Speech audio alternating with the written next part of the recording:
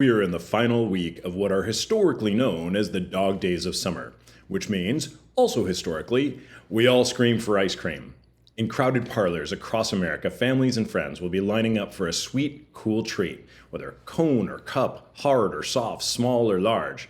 And in every one of these establishments, just as sure as some customers will request rainbow sprinkles while others opt for chocolate ones, we encounter an unspoken and largely unexplored set of etiquette best practices. It begins with not taking your place at the counter if you are still gazing at the flavor board, mulling your options, reading it aloud, and pausing to make a comment on each. You should not be stepping up in response to, "I'll take the next customer who's ready," which brings us to sampling. How many flavors can you justifiably request before you start to make a nuisance of yourself? 1, 2, 3? You're probably best off stopping there. And if your idea of making up your mind requires testing to see if the vanilla has changed since the last time you had it, your fellow patrons are to be forgiven for cutting you in line if they have the chance. Once you finish taste testing, be sure to put your used spoons in the designated holder, not on the counter, and unless prompted, not handed back to the person who gave it to you.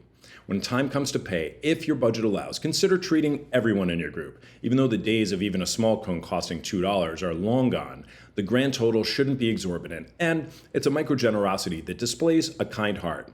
Last but not least, tip the workers. They're very often high school or college students who are daily getting the equivalent of battle rope workouts as they dig deeper into tubs of frozen ice cream to pull up scoops for your cup or cone.